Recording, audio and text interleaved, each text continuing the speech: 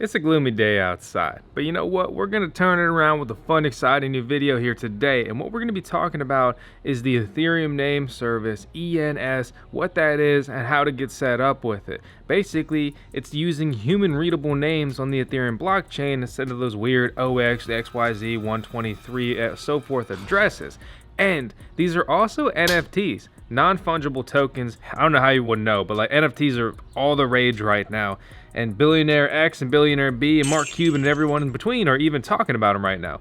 So it's definitely time to get hip to this stuff. So I'm going to be running through all of that, how to get set up. Hopefully by the end of the video, you'll know what it is, and how you could set it up if you want to do so. And you'll also have seen the best Shiba, Inu, and Dogecoin in the world ever, Tails, our sheep, who always graces the channel with 10 seconds of Tails on every video we upload. If you haven't already, also subscribe to voskcoin. We're shooting for 300,000. That's crazy.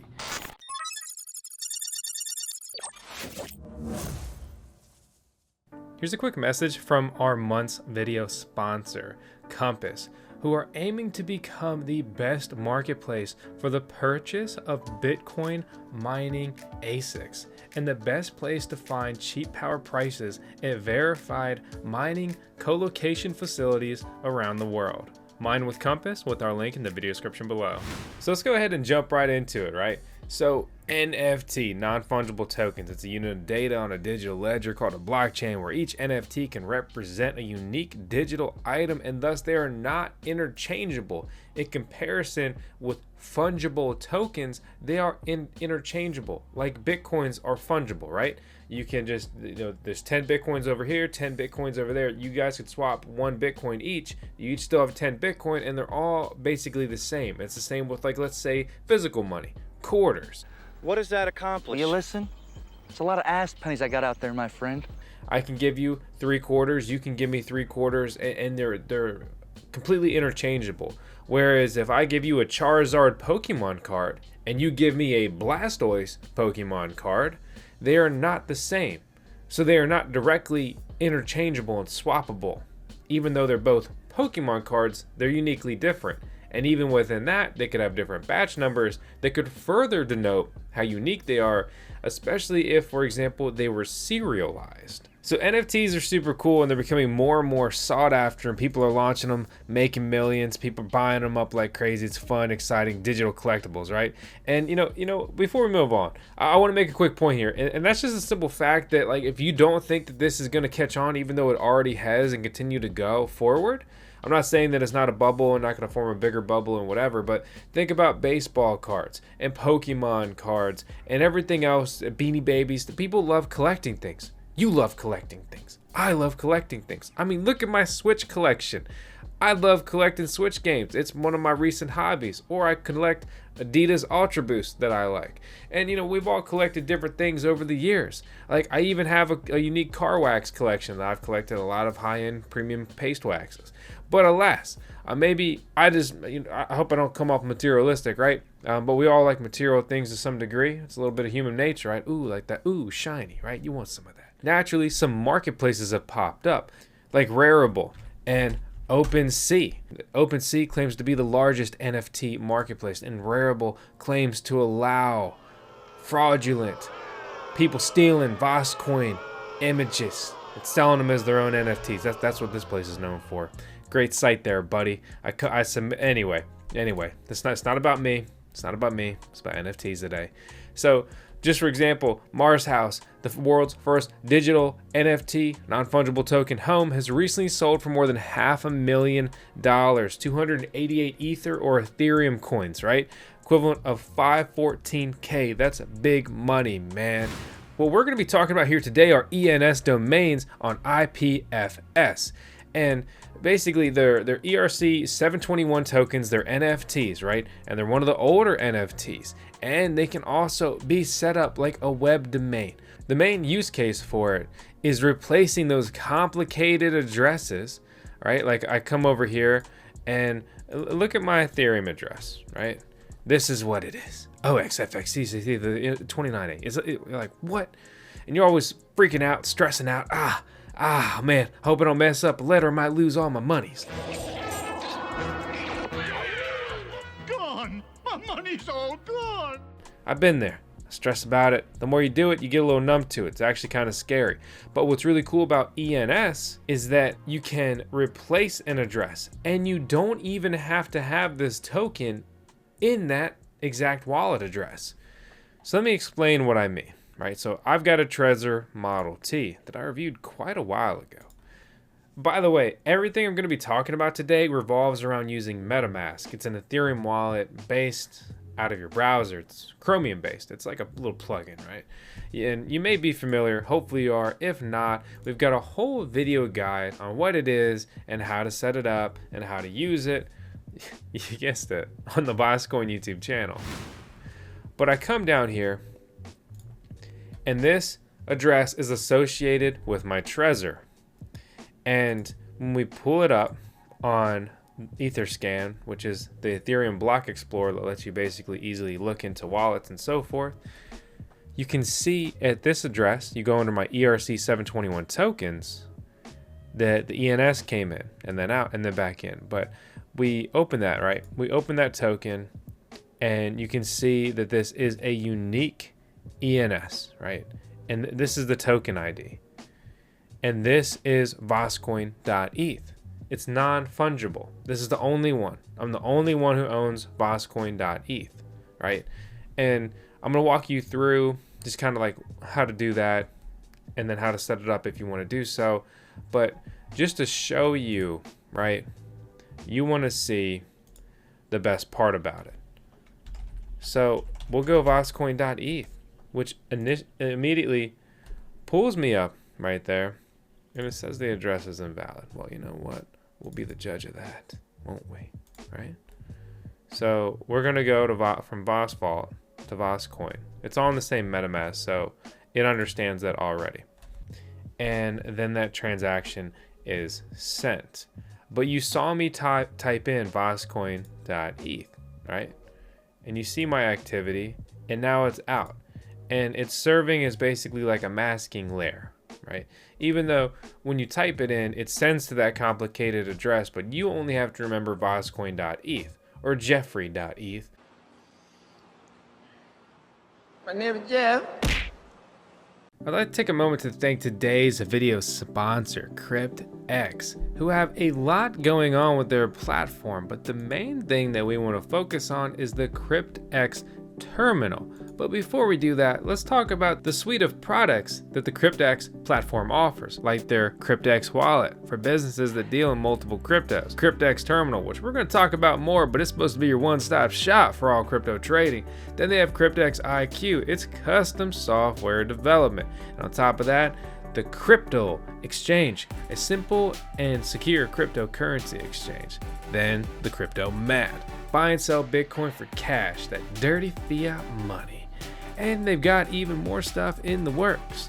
They have a lot of features built for businesses, but their CryptX terminal is for everyone, businesses and just straight up crypto traders alike. One of the cool features they have on here are auto trading bots. On top of that, market arbitrage, personalized analytics, and back testing.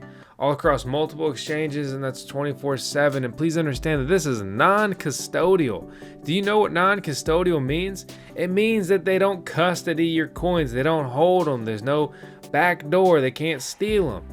Basically, the API keys that you will put into your account and linking it with an exchange, like for example, Binance or Bitfinex or Bitstamp or Bittrex or HitBTC or Kraken or Qcoin or OKEx or Coinbase Pro will allow you to trade all the cryptocurrencies on there, all while never being exposed to the risk of losing your cryptocurrencies, but you can successfully use this terminal.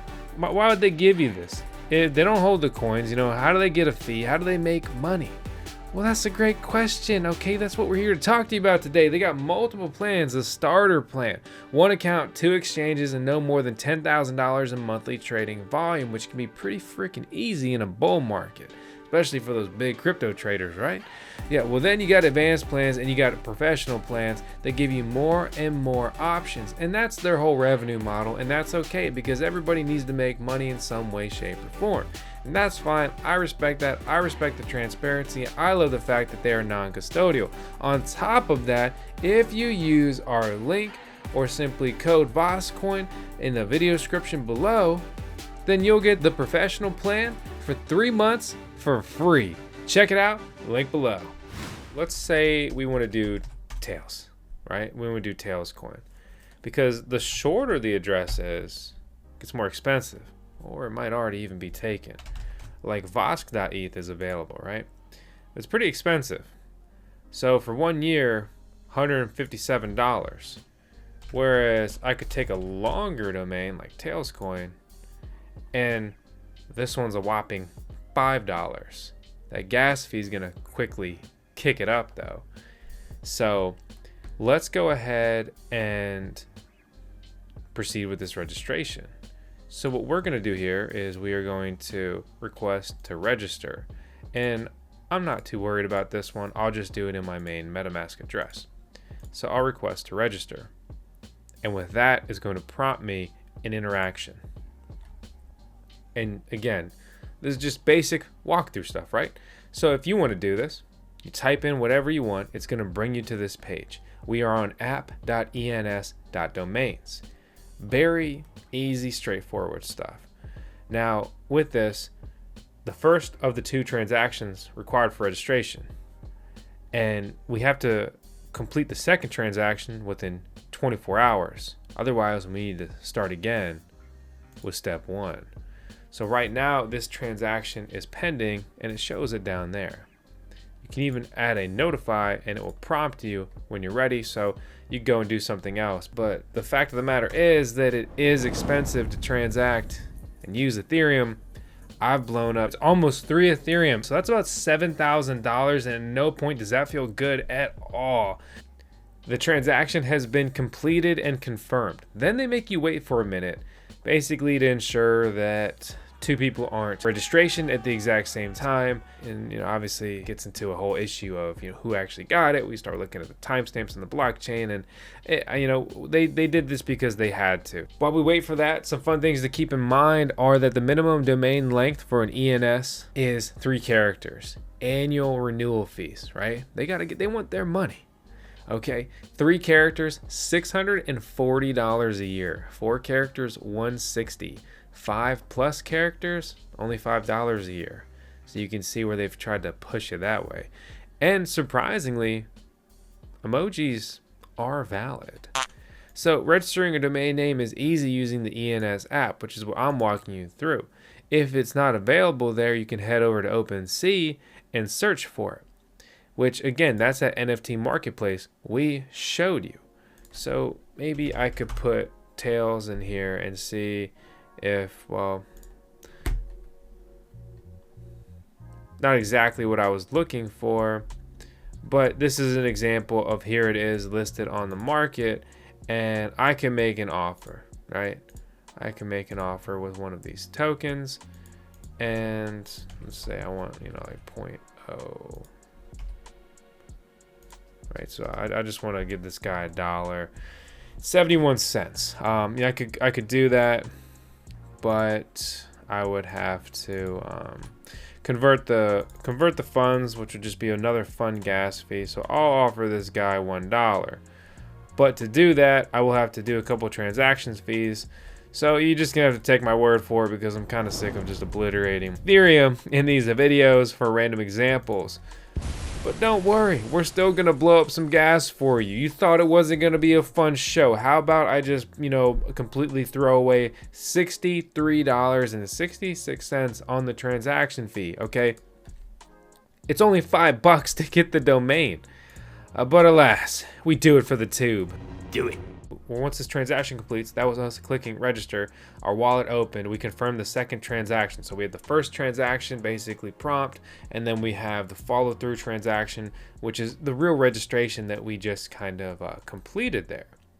If you've ever been on Twitter, you may have noticed for probably like a couple years, Vitalik has changed his name to Vitalik Vitalik Buterin, really the creator, face, and head, and a leader, right, of Ethereum. We can come over here on the ENS app and look at his domain.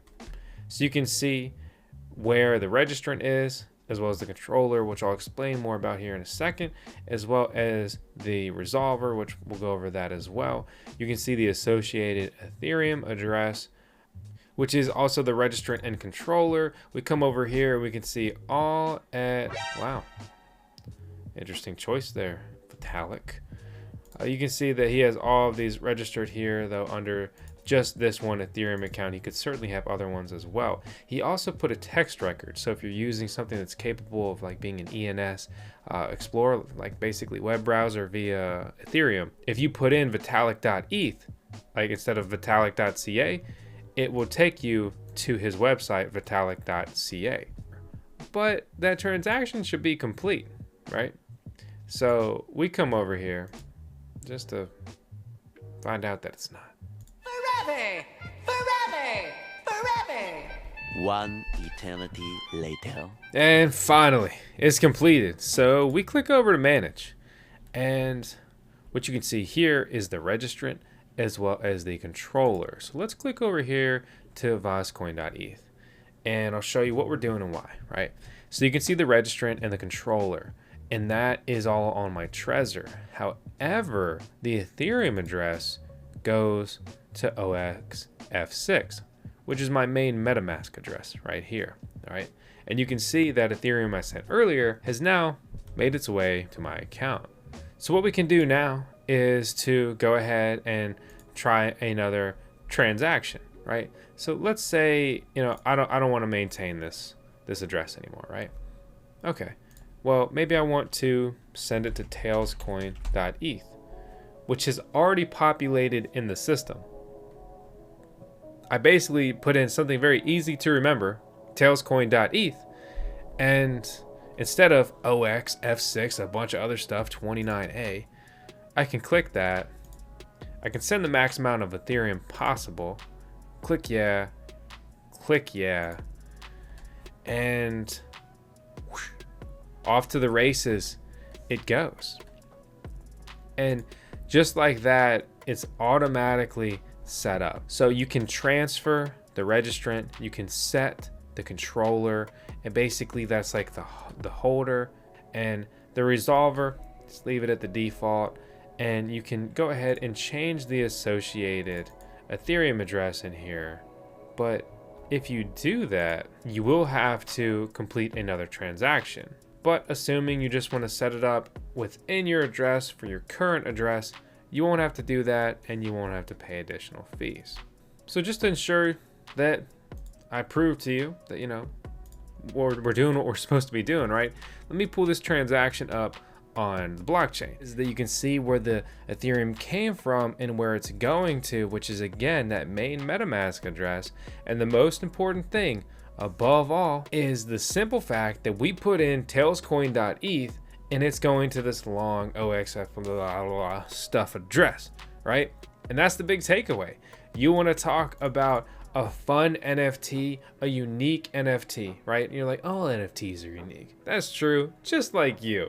But the big takeaway, I think, is like, why grab a piece of digital art when you can start your NFT journey by simplifying your Ethereum address?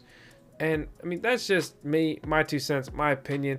Grab one that's over 5 characters in length, so it's $5. It's really only $5 to buy. Sure, the gas fee is absolutely ridiculous, but that's Ethereum failing us with no scaling solutions. There's going to be other blockchains that are going to do the exact same thing. And it's going to be probably more interesting on there in the short term. For example, like an ENS version on the Binance Smart Chain. I bet it's going to be called BNS. But hey, if you do that, send me voskcoin.bns for free. Why not, right? I gave you the idea. It's the least you could do as you're out there making your millions of dollars, and I'm just some little dude making YouTube videos. So speaking of that, make sure to subscribe to the Voscoin YouTube channel if you enjoyed today's YouTube video. Please hit the thumbs up. It helps big time with these YouTube videos. And above all, leave a comment below today's YouTube video. I appreciate you. I hope this video was helpful and informative. If I missed something or messed something up, or you just want to leave any sort of comment, make it happen. I'll see you on the next video.